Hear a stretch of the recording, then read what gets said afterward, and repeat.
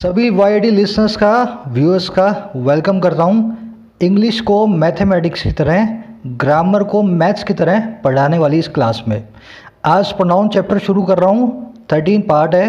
Obvious सी बात है, इससे पहले 12 पार्ट्स आ चुके हैं, इनफैक्ट 13 पार्ट्स आ चुके हैं। हमने पार्ट 0 से शुरू किया है।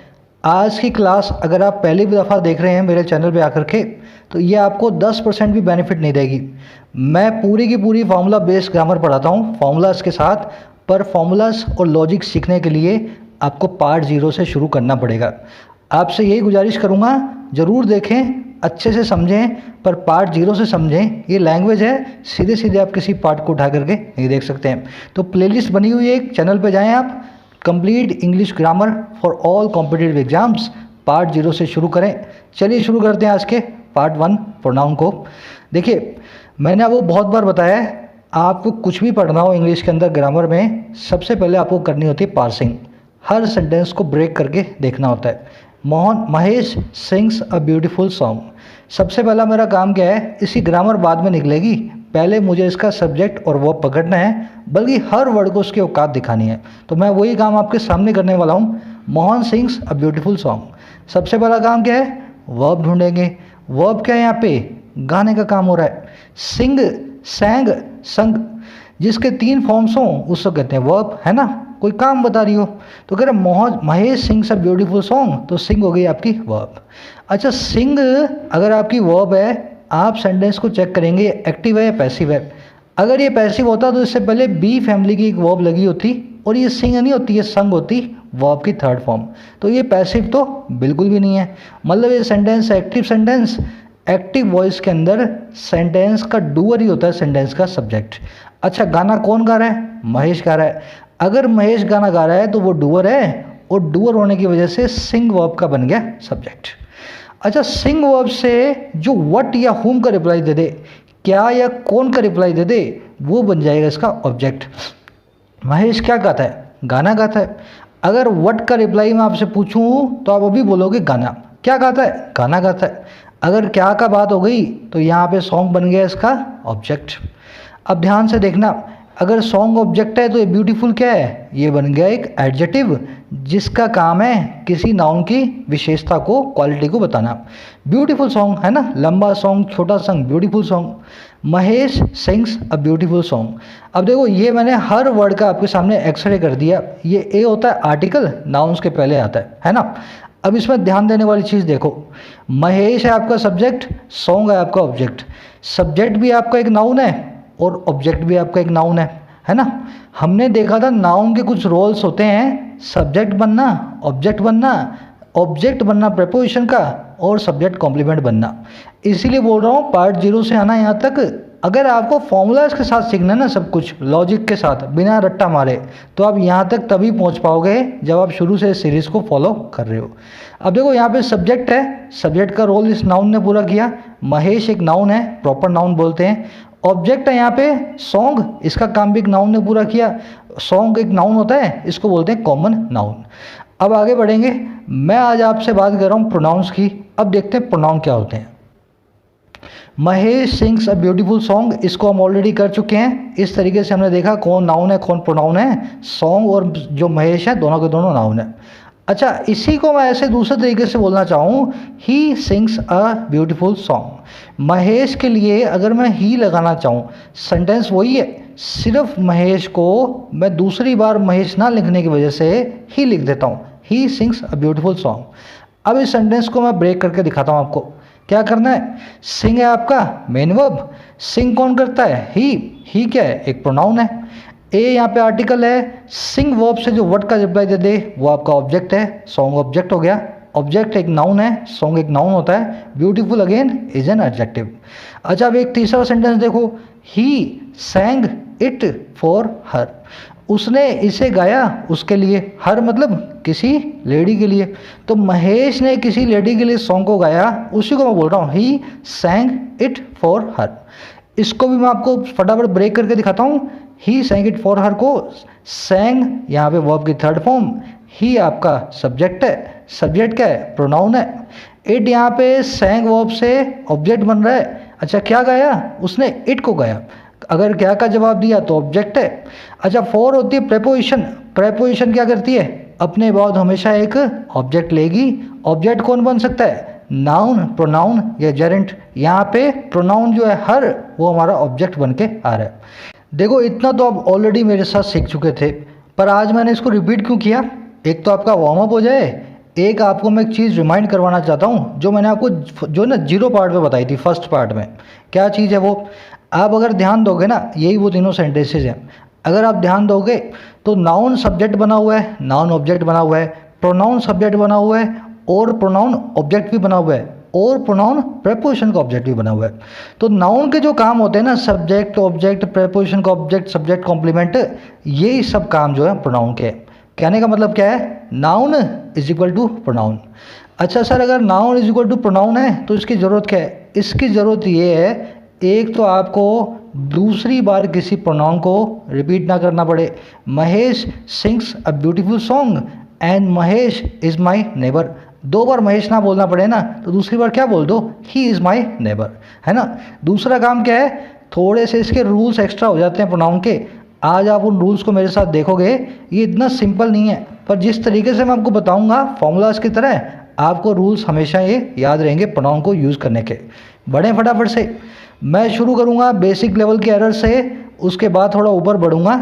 अगर आपको लगता है शुरू में सर ये तो बहुत ईजी पढ़ा रहे हैं, हमें सबको साथ में लेकर के चलना है, आपका दिमाग घुमाने वाले कॉन्सेप्ट भी इसी वीडियो में मौजूद हैं, थोड़ा सा पेशेंस रखें। शुरू करेंगे पर्सनल प्रोनाउन से।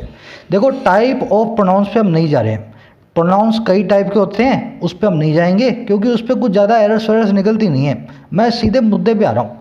ये एक स्पेशल टाइप ऑफ प्रोनाउन है पर्सनल प्रोनाउन, क्योंकि ये किसी पर्सन को रिफ़र करता है, किसी सजीव या किसी निर्जीव चीज़ की तरफ रिफ़र करता है। फर्स्ट पर्सन, सेकंड पर्सन और 3 तरह के पर्सन होते हैं। अब कैसे याद करना है इनको, फटाफट याद कर लो मेरे साथ। मैंने तुम्हें ये बोला कि वो बड़ी अच्छी लड़की है। सोचो इस सेंटेंस को, मैंने तुम्हें ये बताया कि वो बहुत अच्छी लड़की है। तो बताने वाला कौन, मैं, सुनने वाली कौन, तुम, और अच्छी लड़की कौन है, वो। तो जो बताता है ना, जो मैं होता है, जो हम होता है, आई या वी, वो होते हैं फर्स्ट पर्सन, क्योंकि मैं तुम्हें बता रहा हूँ। फर्स्ट पर्सन वो होता है जो आई या वी हो, जो किसी काम को कर रहा होता है। सेकंड पर्सन वो होता है जो सुन रहा होता है, तुम्हें बताया तो यू हो गया सेकंड पर्सन। थर्ड पर्सन वो होता है जिसके बारे में बात हो रही होती है, ही, शी, दे, इट। समझ गए ना। छोटा सा एक फॉर्मूला बता रहा हूँ मैं, वैसे फर्स्ट, सेकंड और थर्ड पर्सन आपको कोई पूछेगा नहीं एग्जाम में, फिर भी आपको पूरी अंडरस्टैंडिंग होनी चाहिए, क्लैरिटी होनी चाहिए आपके माइंड में।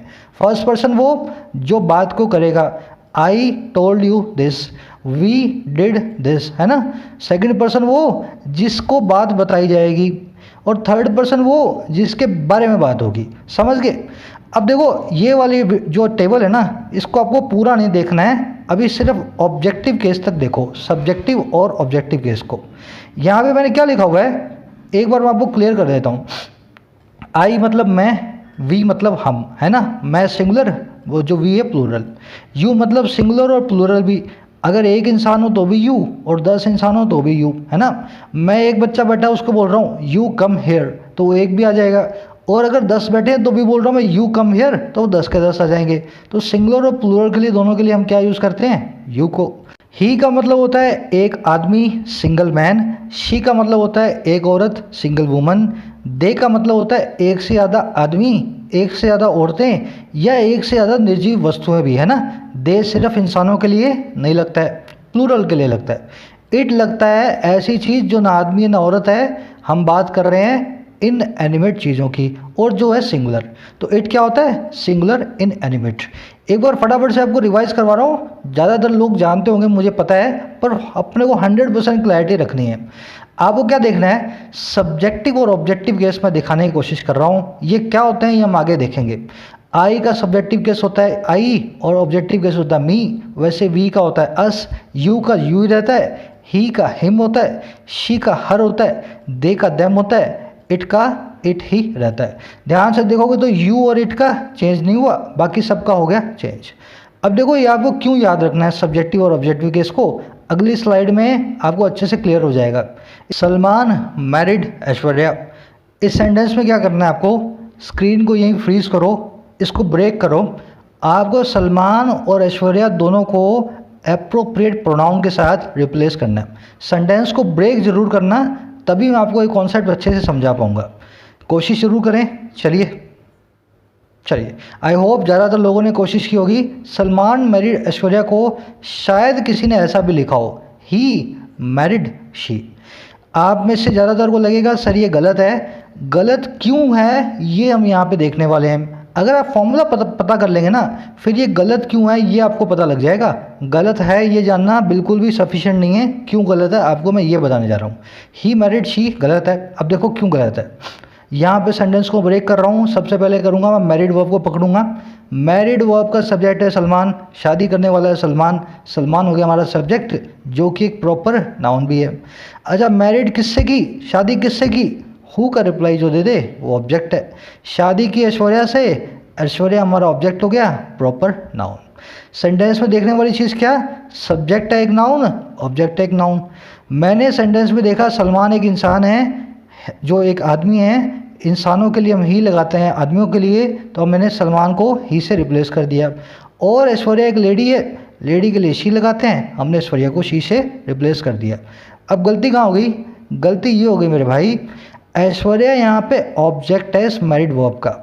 अगर ये ऑब्जेक्ट है ना, तो ये शी जो नॉमिनेटिव केस है, सब्जेक्टिव केस इसको बोलते हैं, आप यूज़ नहीं कर सकते।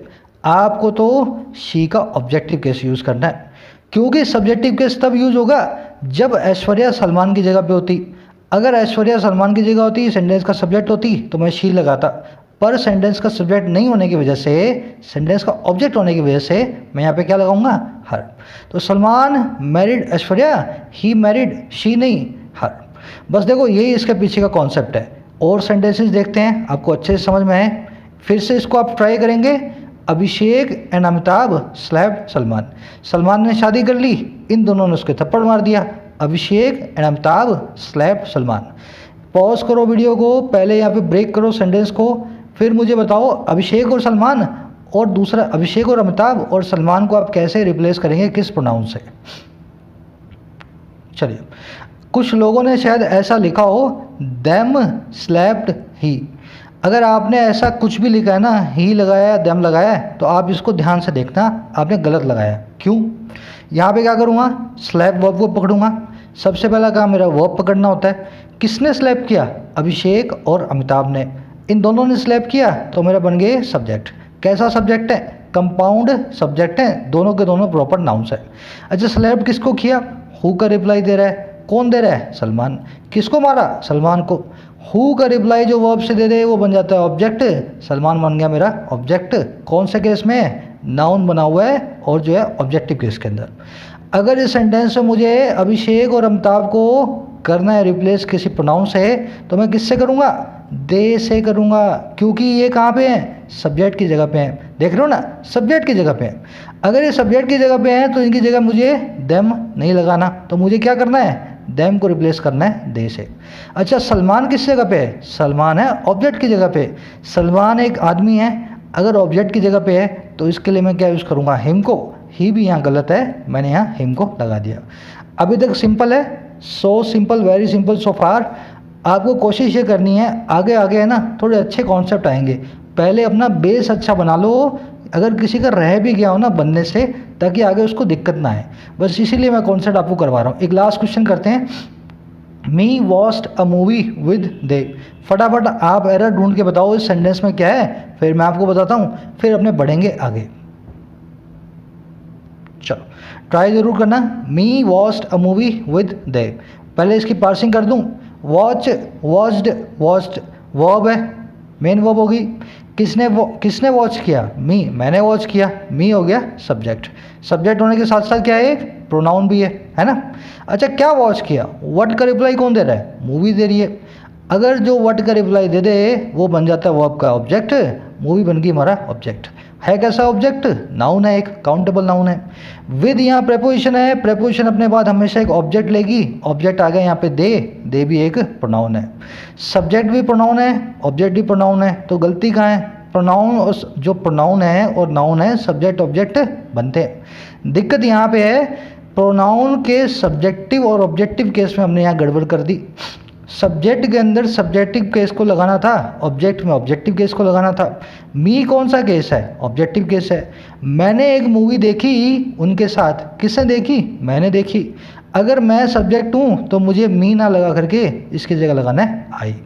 आई वॉच्ड अ मूवी विद, अब देखो यहाँ पे मैंने लगाया दे, उनके साथ देखी। दे तो ठीक है उनके साथ, पर वो लोग जो हैं इस विद प्रपोजिशन का ऑब्जेक्ट हैं। अगर वो ऑब्जेक्टिव केस में तो दे नहीं आ सकता, हमेशा क्या आएगा इनके साथ? देम आएगा। आई watched a movie with them. I hope आपको सब्जेक्टिव और ऑब्जेक्टिव केस में अब फर्क करना आ गया होगा। अस, हिम, हर, देम, मी कभी भी किसी सब सेंटेंस का सब्जेक्ट नहीं बन सकते। एक बार फाइनली इंश्योर करने के लिए इस चीज़ को आपको समझ में आ गया है, क्योंकि आगे ये कॉन्सेप्ट है ना थोड़े से हैवी हैं। तो फटाफट देख लें। अब 4 क्वेश्चंस हैं, चारों में रेड वाले जो वर्ड्स हैं ना, इन नाउन्स को आपको रिप्लेस करना है प्रॉपर प्रोनाउन से, जो प्रोनाउन इनके साथ सेट बैठना चाहिए। ज़रूर कोशिश करें, फिर मैं आपको आंसर्स बताता हूँ। जब चारों सही हो जाएं तभी आगे बढ़ना कॉन्सेप्ट के साथ, क्योंकि अच्छे लेवल के कॉन्सेप्ट इसमें मैं आपको बताने वाला हूँ। चलिए पॉज कर लेना वीडियो को, जितना टाइम चाहिए हो ज़रूर लेना। ये आपकी ना कर्म भूमि है। अभी इस पर आपको बिल्कुल भी शर्म नहीं करनी है, चाहे आधा घंटा लगे चाहे 15 मिनट लगे, आप अपने ऊपर काम कर रहे हो भी। चलिए शुरू करते हैं। Devdas drank beer and was in love with Paro. Devdas subject है, सब्जेक्ट की केस में हम क्या यूज़ करते हैं इंसानों के लिए? ही। बियर ऑब्जेक्ट है ड्रिंक वर्ब का, बियर के लिए क्या यूज़ करेंगे? इट।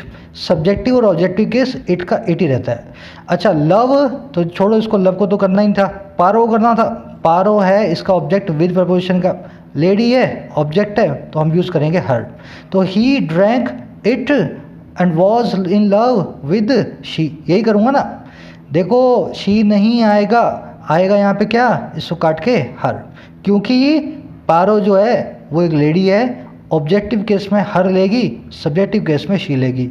विद के कारण बन गया हर, अगर शुरू में कहीं आई होती तो बन जाती शी। समझ रहे हो? अगला सेंटेंस देख लो। Paro is the wife of Thakur. Paro Thakur की पत्नी है। अब कितने लोगों ने ऐसा बनाया था? हर is the wife of him. देख लेना फटाफट। पारो है सब्जेक्टिव केस में, हर तो ठीक है लेडीज़ के लिए लगता है, पर पारो सब्जेक्ट है आपका। इस वर्ब का सब्जेक्ट होने की वजह से हर नहीं बल्कि यहाँ पे आएगा शी। ऑफ प्रेपोजिशन का ऑब्जेक्ट होने की वजह से ठाकुर हिम बन जाएगा, ही नहीं बनेगा, तो हिम है बिल्कुल सही, नो एरर है इसमें। She is the wife of him. अगला देख लो। Thakur was killed by Gabbar and Sama. कितने लोगों ने ऐसा बनाया है? He was killed by they या he was killed by them. फटाफट देखना, दे यहाँ पे गलत है। बाय प्रेपोजिशन का ऑब्जेक्ट है गब्बर और सामा, तो दे जो है ना बदल जाएगा देम में। दे ना आकर के हम क्या लगाएंगे? देम को। ही वॉज किल्ड बाय देम, ठीक है ना। सांबा एंड गब्बर हेटेड जय एंड वीरू। सांबा और गब्बर को बड़ी नफरत थी जय और हीरू से, जो वीरू से। कितने लोगों ने ऐसा बनाया? Them hated them. देखने में सुंदर लगता है देम हेटेड देम, पर गलत है। अगर सांबा और गब्बर सब्जेक्ट हैं तो सब्जेक्टिव केस में लगेगा दे, और जब ये हेट वर्ब के ऑब्जेक्ट हैं जय एंड वीरू तो देम बिल्कुल सही है। तो दे हेटेड देम। अगर इतना आप समझ गए तो आपका ये बेस है ना हो गया क्लियर। अब बढ़ते हैं सीधे सीधे एरर की तरफ। फर्स्ट एरर है एरर ऑफ पॉजेसिव्स। अगर इंटरमीडिएट लेवल के एरर बोलूँ तो ठीक रहेगा, ये बहुत ज़्यादा डिफिकल्ट नहीं है। आगे आएंगे डिफ़िकल्ट वाले भी, आप थोड़ा पेशेंस रखें। जो लोग ऑलरेडी प्रोनाउन थोड़ा बहुत पढ़ चुके हैं उनके लिए, ठीक है ना। चलो वही टेबल लेकर के आया हूँ आपके सामने। सब्जेक्टिव और ऑब्जेक्टिव केस तो आपने मेरे साथ सीख ही लिया है। अब बारी है पॉजेसिव केस की। देखो पॉजेसिव केस 2 टाइप के होते हैं हर प्रोनाउन के। आई का पॉजेसिव केस माई भी होता है और माइन भी होता है। सवाल आपके मन में आएगा सर ये होते क्या है पॉजेसिव केस? जो आपका पोजेशन बताएं, my dog, our dog, your dog, his dog, her dog, their dog, its dog, ये सब क्या बता रहे हैं? डॉग के ऊपर पोजेशन बता रहे हैं आपका। तो ये सब के सब है पॉजेसिव केस। अब देखो पॉजेसिव केस 2 टाइप के हैं हर प्रोनाउन के, माई और माइन, आवर और आवर्स, योर और योर्स। हिज का सेम रहता है, हर का हर्स रहता है, देयर का देयर्स रहता है। इट्स का पॉजेसिव केस हम नहीं बनाते हैं, प्रोनाउन केस नहीं बनाते। ध्यान दोगे ना। तो ये माइन को अगर आप छोड़ दो और हिज को आप छोड़ दो, बाकियों में सिर्फ एस ऐड किया हमने ना। आवर का हर्स, योर का योर्स, हर का हर्स, देयर का देयर्स। अब फटाफट देखो ये कब एडजेक्टिव केस यूज़ करना है पजेसिव का और कब प्रोनाउन केस का यूज़ करना है। बहुत अच्छी एरर है, बहुत कंफ्यूज करती है एरर्स, ध्यान से देखना। His brother works in the company of माई, ये आपका सेंटेंस। पहले आपको कोशिश करनी है इसकी पार्सिंग करो, ब्रेक करके देखो, फिर मुझे बताओ इसमें क्या गलती है, ताकि अगर आपको पकड़ में नहीं आए ना तो मैं आपको जो रूल बताऊँ उससे आप हमेशा याद रख सको। His brother works in the company of माई। चलो देखो रूल ये कहता है ये जो पजेसिव एडजेक्टिव्स है ना ये कभी अकेले नहीं आ सकते, इनके बाद हमेशा एक नाउन आएगा। या तो आप इनके बाद एक नाउन लगा दो या आप इनकी जगह एक पजेसिव प्रोनाउन लगा दो। पजेसिव एडजेक्टिव को हटा के या तो पजेसिव प्रोनाउन लगा दो या इनके बाद एक नाउन लगा दो। अगर आप दोनों में से कोई काम नहीं कर रहे हो तो आपका सेंटेंस गलत है। बस आपको यही ढूंढना होगा, आपको वो पजेसिव एडजेक्टिव अकेले दे देगा, एक नाउन या प्रोनाउन या जेरेंड की जगह पे आपको उसके आगे एक नाउन लगा करके उसको पूरा करना है। देखो ध्यान से, his brother works in the company of my, verb क्या है यहाँ पे, वर्क्स। कौन काम करता है, हिज ब्रदर, उसका भाई, भाई हो गया सब्जेक्ट, वर्क हो गई वर्ब। अच्छा किसका ब्रदर, हिज ब्रदर, उसका। हिज क्या है, पजेसिव एडजेक्टिव, नाउन से पहले एडजेक्टिव आते हैं, पजेसिव एडजेक्टिव सिर्फ नाउन के साथ आ सकता है, तो हिज ब्रदर बिल्कुल ठीक है।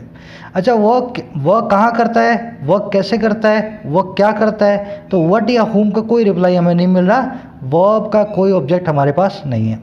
अब आगे इन प्रेपोजिशन, प्रेपोजिशन क्या लेगी, एक ऑब्जेक्ट लेगी, कंपनी नाम का एक नाउन, इसका बन गया ऑब्जेक्ट। ऑफ प्रेपोजिशन है, उसका ऑब्जेक्ट बन गया माई नाम का एक पजेसिव एडजेक्टिव। सेंटेंस में गलती क्या है, गलती ये है प्रेपोजिशन का ऑब्जेक्ट सिर्फ और सिर्फ प्रोनाउन बन सकते हैं। ये क्या है, पजेसिव एडजेक्टिव। ये पजेसिव एडजेक्टिव किसी का ऑब्जेक्ट बन सकता है, किसी का सब्जेक्ट बन सकता है, नहीं बन सकता। अगर किसी को लग रहा हो सर यहाँ भी तो बना हुआ है, यहाँ ब्रदर सब्जेक्ट है, हिज इसका एक पजेसिव एडजेक्टिव एक एडजेक्टिव तरह काम कर रहा है, किसका ब्रदर, उसका ब्रदर। समझ रहे हो ना, सब्जेक्ट यहाँ पे ब्रदर है एक नाउन। अगर यहाँ पे एक नाउन सब्जेक्ट है तो यहाँ भी एक नाउन ही सब्जेक्ट होना चाहिए। तो उसका भाई कंपनी में काम करता है मेरे भाई की, कहने का मतलब ये है ना, ये कहना चाह रहा हूँ मैं। तो कैसे बनाऊँगा मैं, माई के बाद में मैं ब्रदर कर दूंगा, fit his brother works in the company of my brother. समझ गए ना। अब देखो ध्यान से, जो मैंने आपको बताया वही हमने किया। पजेसिव एडजेक्टिव नाउन के बिना नहीं आते, माई नाम का पजेसिव एडजेक्टिव आया हुआ था, मैंने ब्रदर नाम का नाउन इसके आगे लगा दिया। अब इसी के आगे मैंने क्या बताया, आप कभी कभी ऐसा भी कर सकते हो, पजेसिव एडजेक्टिव हटा दो, नाउन लगाने की बजाय उसकी जगह पजेसिव प्रोनाउन यूज़ कर लो। अब वो कौन सा होगा, माई का पजेसिव प्रोनाउन होगा माइन। अब ये सेंटेंस कैसे बनाऊंगा, his brother works in the company of mine.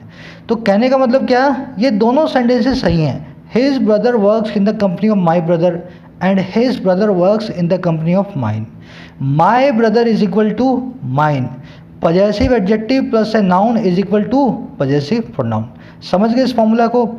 अब इसमें एक सवाल आएगा बहुत लोगों का, सर दोनों में से सही कौन सा है, पेपर में कौन सा हमसे पूछेगा।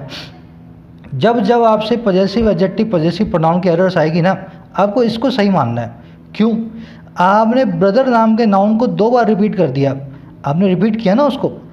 जो प्रोनाउंस है उनका काम यही होता है नाउन को दूसरी बार रिपीट ना करना पड़े, ये पूरा कॉन्सेप्ट इसलिए बना है। तो आप मोस्ट सूटेबल अगर ऑल्टरनेटिव चूज़ करना चाहते हो तो आप इसको चूज़ करोगे, his brother works in the company of mine. आपको वो माई दे करके माई नहीं लगवाना चाह रहा है आपसे, आपको उसका दिमाग पढ़ना है, या माई ब्रदर नहीं समझना आपको लगाना है इसकी जगह माइन। ठीक है, अगले सेंटेंस की तरफ बढ़ते हैं। फॉर्मूला वही रहेगा, पहले आप कोशिश करेंगे फिर मैं आपको बताऊंगा। Theirs car beat our car. चलो बीट क्या है यहाँ पे, बीट बीटन वर्ब है। अच्छा किनकी कार, उनकी कार, कार क्या है सब्जेक्ट। यहाँ पे देयर्स क्या कर रहा है, कार से पहले आकर के कार के बारे में कुछ बता रहा है, पजेसिव एडजेक्टिव आना चाहिए था, पर है क्या देयर्स एक्चुअली में, पजेसिव प्रोनाउन। अच्छा किसको बीट करा, हमारी कार को, कार हो गया हमारा ऑब्जेक्ट, यहाँ पे एक नाउन है, और हो गया हमारा पजेसिव एडजेक्टिव।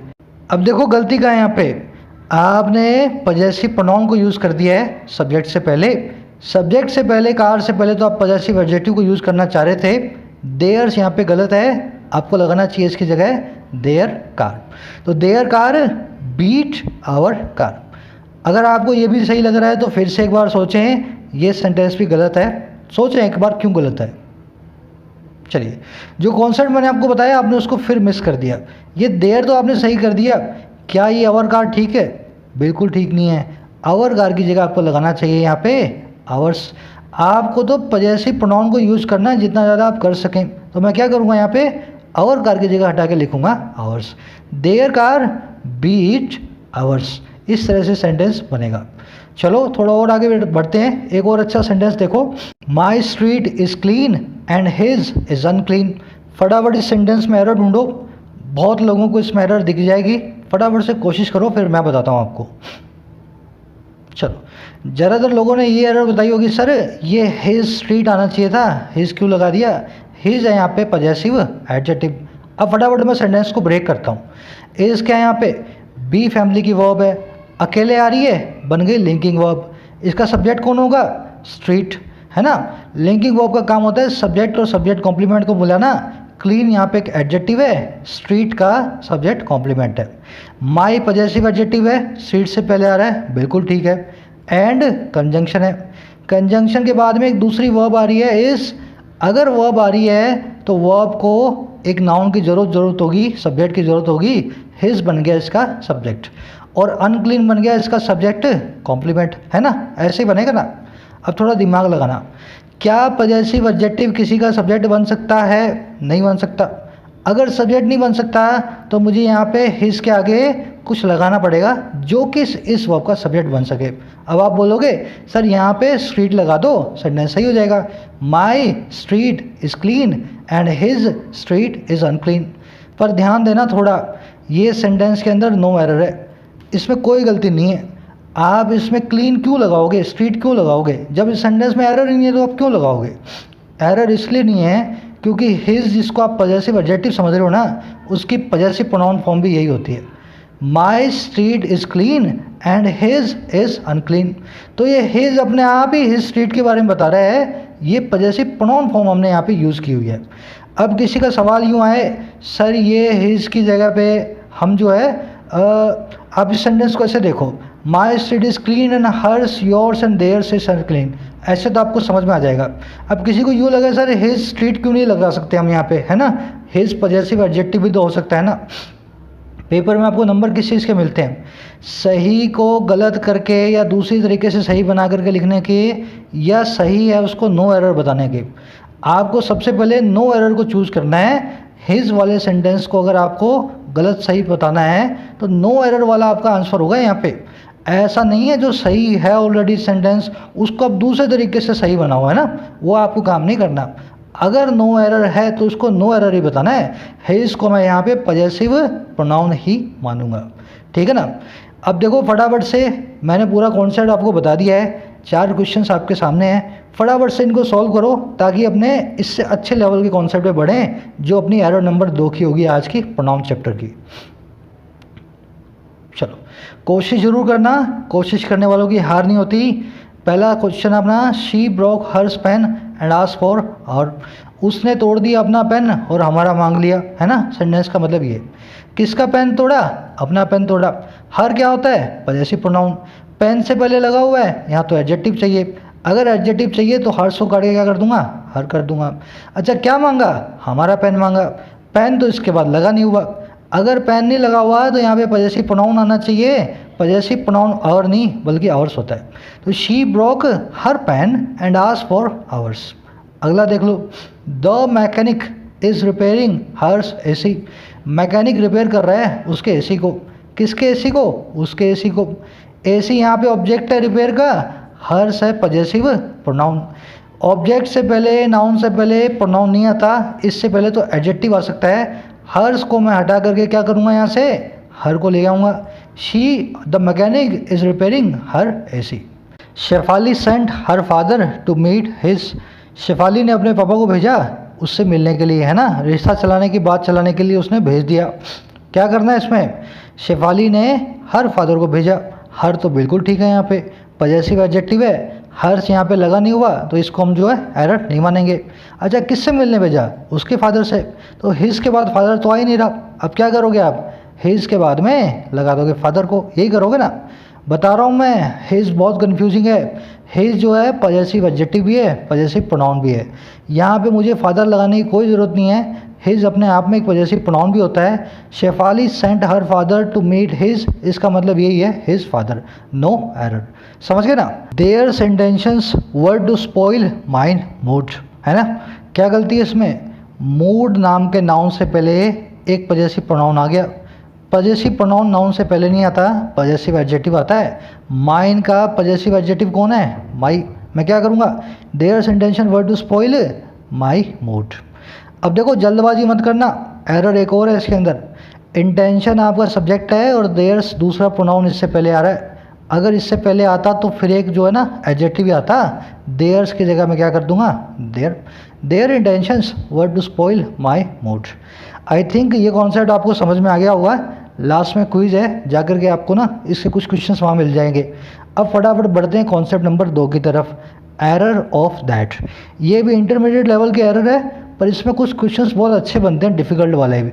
आपको मैं दिमाग ज़रूर घुमाऊंगा आपका, अगर ये एरर आपको पता भी है ना तो भी मोस्ट प्रोबेबली आपका दिमाग घूमेगा आज।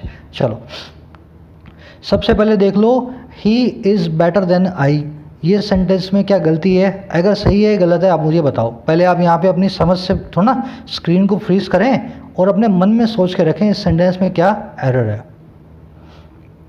चलो, देन होती है एक प्रपोजिशन। आप डिक्शनरी उठाओगे ना, बहुत डिक्शनरी में दिखेगा then is a preposition. Sentence की मैं पार्सिंग करता हूँ। इज लिंकिंग वर्ब है, ही आपका सब्जेक्ट है, एक प्रोनाउन है, बेटर एक एडजेक्टिव है, सब्जेक्ट का कॉम्प्लीमेंट बन गया। लिंकिंग वर्ब का यही काम होता है ना, बी फैमिली की वर्ब जब जब अकेले आती है सब्जेक्ट और सब्जेक्ट कॉम्प्लीमेंट को मिलाती है। सब्जेक्ट कॉम्प्लीमेंट नाउन भी होता है, एडजेक्टिव भी होता है, इस केस में एडजेक्टिव है। देन प्रपोजिशन है, प्रपोजिशन के बाद में एक ऑब्जेक्ट आएगा, उसका ऑब्जेक्ट कौन हो सकता है, नाउन, प्रोनाउन या जेरेंट। यहाँ पे एक आई नाम का प्रोनाउन लगा हुआ है। अब देखो प्रपोजिशन का ऑब्जेक्ट है तो आई की ऑब्जेक्टिव फॉर्म आएगी, सब्जेक्टिव फॉर्म आएगी। सर बिल्कुल ऑब्जेक्टिव फॉर्म आएगी, तो आई की जगह मैं क्या करूँगा, यहाँ पे लगा दूंगा मी को, है ना। आई को काट देता हूँ, मी को लगा देता हूँ। ही इज़ बेटर देन मी।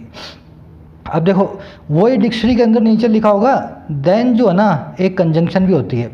ये दो चीज़ों को कंपेयर करती है और दोनों चीज़ें सिमिलर होनी चाहिए।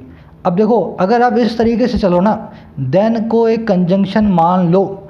अगर ये कंजंक्शन होगी तो यहाँ पे आई ही आएगा और आप यहाँ पे मी नहीं लगा सकते। समझ गए ना, मी को नहीं लगा सकते। क्यों, कंजंक्शन दो एक जैसी चीज़ों को कंपेयर करती है।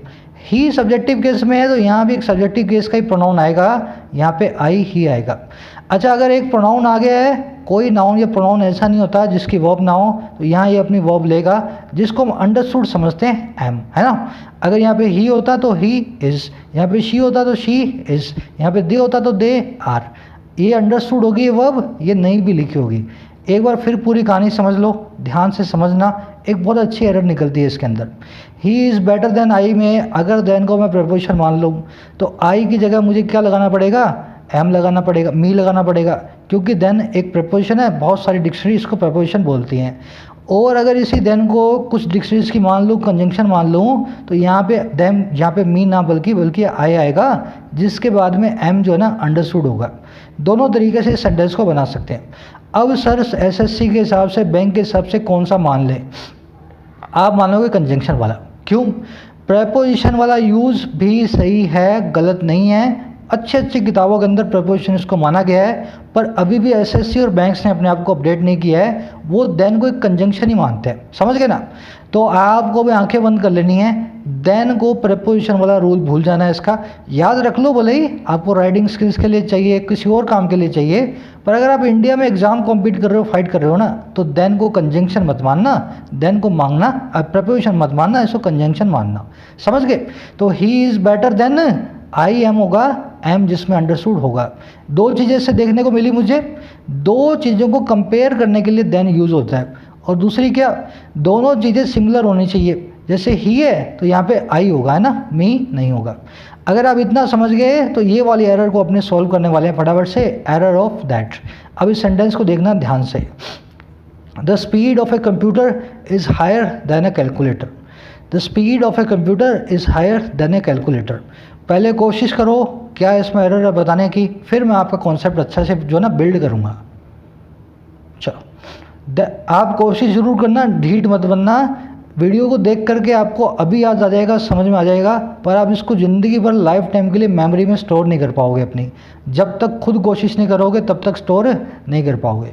स्पीड है कंप्यूटर की, तेज़ होती है एक कैलकुलेटर से। देन लगा हुआ है, क्या काम करता है? दो चीज़ों को कंपेयर करता है। और क्या होनी चाहिए? दोनों चीज़ें सिमिलर होनी चाहिए, एक जैसी होनी चाहिए। यहाँ पे किसका कंपैरिजन हो रहा है? कंप्यूटर की स्पीड का कैलकुलेटर की स्पीड से। ऐसा ही हो रहा है ना, speed of a computer is higher than a calculator. अगर आप ध्यान से देखो, कंपैरिजन मैंने कर दिया है कंप्यूटर की स्पीड का कैलकुलेटर के साथ। अगर देन कंजंक्शन ये कहती है दोनों चीज़ें एक जैसी होनी चाहिए, तो मेरे को यहाँ पे कैलकुलेटर के साथ नहीं करना, फिर मुझे करना है कैलकुलेटर की स्पीड के साथ। समझ गए ना? स्पीड का स्पीड के साथ, हाइट का हाइट के साथ, वेट का वेट के साथ, कोस्ट का कोस्ट के साथ। तो speed of a computer is higher than a calculator. गलत हो जाएगा, तो मैं क्या लिखूंगा यहाँ पे? Is higher than the speed of a calculator. समझ गए इतना? पहली चीज़ तो ये। अच्छा, अब इसमें मुझे ये बताओ, क्या ये सेंटेंस सही है? नहीं है सेंटेंस सही। ये सेंटेंस इसलिए सही नहीं है क्योंकि प्रोनाउन चैप्टर ये कहता है आपको नाउन्स को ना रिपीट नहीं करना। ये स्पीड यहाँ भी आ गया, स्पीड यहाँ भी आ गया। अब इसका करें क्या? इसका इलाज है सीधा सा। आप क्या करो, इस स्पीड की जगह, द स्पीड की जगह आप क्या लिख दो? दैट लिख दो। The speed of a computer is higher than that of a calculator. समझ रहे हो? ये एरर ऑफ दैट यही कहती है। दैट क्यों आएगा? क्योंकि हमें नाउन को, स्पीड को दूसरी बार रिपीट नहीं करना था, तो हमने लिख दिया the speed of a computer is higher than that of a calculator. ये दैट अपने आप में स्पीड को डिनोट कर रहा है, डेमोन्स्ट्रेटिव प्रोनाउन है। बस यही आपकी एरर होती है। अब इसके अंदर एक स्टेप और ऊपर बढ़ते हैं ना, इसके अंदर अपने जो है थोड़ा और कॉम्प्लिकेटेड बनाते हैं इसको। अगला सेंटेंस देखो मेरे साथ, a computer speed is higher than a calculator. फटाफट से इसको सॉल्व करो, फिर अपने आगे बढ़ेंगे। चलो, कंप्यूटर की स्पीड कैलकुलेटर से ज़्यादा है। गलती वही है। सर आपने बताया स्पीड का स्पीड से होगा, तो मैं क्या करूं? A computer speed is higher than the speed of a calculator.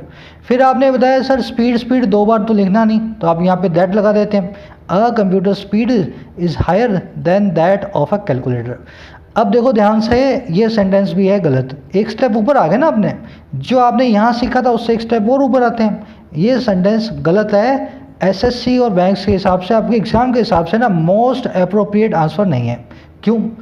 आपने यहाँ पे कंप्यूटर की स्पीड का, कंप्यूटर स्पीड पजेसिव नाउन बना करके यहाँ पे ऑफ प्रीपोजिशन को यूज़ किया है। आपको क्या कहता है ये सेंटेंस? जो स्ट्रक्चर शुरू में थी वो स्ट्रक्चर लास्ट में लेकर के आओ। यहाँ पे आपने कंप्यूटर स्पीड लिखा है ना, तो यहाँ पे दैट ऑफ ए कैलकुलेटर नहीं चलेगा, यहाँ तो चलेगा कैलकुलेटर स्पीड। तो मैं कैसे बनाऊंगा? The a computer speed is higher than a calculator's speed. क्योंकि वहाँ पे भी मैं अपोस्ट्रोफी एस लगा के कंप्यूटर्स लिख रहा था, यहाँ पे मैं अपोस्ट्रोफी एस लगा के कैलकुलेटर्स लिखूंगा। यहाँ दैट वाला फॉर्मूला नहीं चलेगा। यहाँ चल रहा था क्योंकि यहाँ ऑफ लग रहा था ना, अगर ऑफ ना लग रहा हो तो ये फॉर्मूला नहीं चलेगा। अच्छा, अब ये बताता हूँ मैं आपको, ये वाला सेंटेंस जो आपने बनाया ना, ये भी अधूरा है। एक स्टेप और ऊपर आओगे मेरे साथ। द कंप्यूटर स्पीड में यहाँ भी स्पीड आ गया, यहाँ भी स्पीड आ गया। इस स्पीड को दूसरी बार रिपीट ना करने के लिए हम क्या करेंगे? यहाँ पे दैट नहीं लगाएंगे, इस स्पीड को यहाँ से हटा देंगे। A computer speed is higher than a calculator's. ठंडे दिमाग से देखो इस सेंटेंस को, हुआ क्या है यहाँ पे? मैंने दूसरी बार स्पीड को नहीं लिखा, लास्ट में कैलकुलेटर्स लिख करके छोड़ दिया। इस कॉन्सेप्ट का दूसरा पार्ट यही है, जब जब लास्ट में एक पजेसिव नाउन आप लगा दो ना, वो अपने आप अपने बाद में दूसरे नाउन को अंडरस्टूड समझता है। एक कंप्यूटर की स्पीड एक कैलकुलेटर की स्पीड से ज़्यादा है। यहाँ पे स्पीड जो है ना अंडरस्टूड है इस कैलकुलेटर्स को लगा देने के कारण। समझ गए ना मेरी बात को? लास्ट में आ रहा है ना, अगर आप इसको बिना स्पीड के छोड़ देते हो तो वो सही है। अच्छा, अब इसमें सवाल ये आता है सर यहाँ पे स्पीड लगा देते तो क्या बिगड़ जाता? क्या ये गलत हो जाएगा? गलत नहीं हो जाएगा। आपको तो वो आपके ना टेस्ट करना चाह रहा है वो कितने फॉर्मूलाज आपको पता है।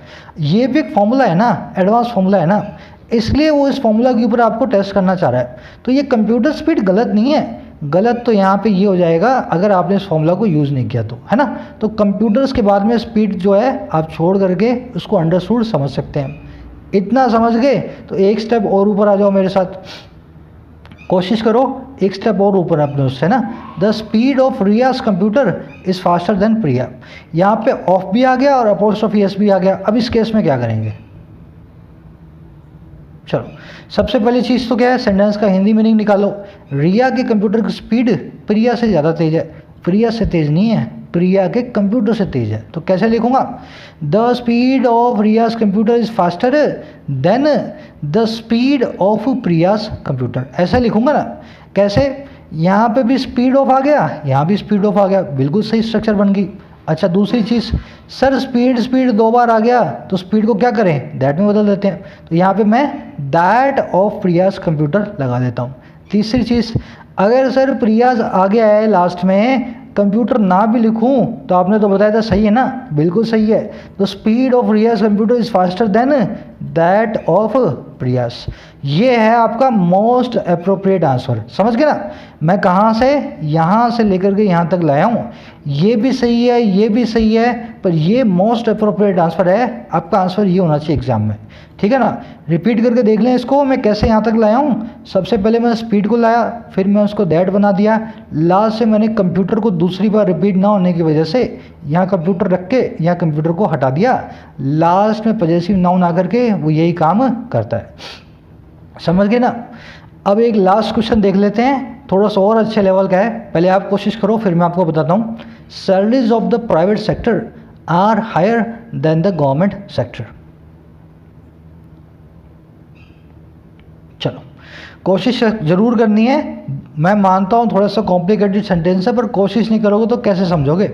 सैलरी ज़्यादा है गवर्नमेंट सेक्टर, प्राइवेट सेक्टर की गवर्नमेंट सेक्टर से ज़्यादा। बात हो रही है सैलरीज की, यहाँ पे तो सैलरीज रखा नहीं। सबसे पहला काम क्या करना है? सैलरीज यहाँ डाल देना है।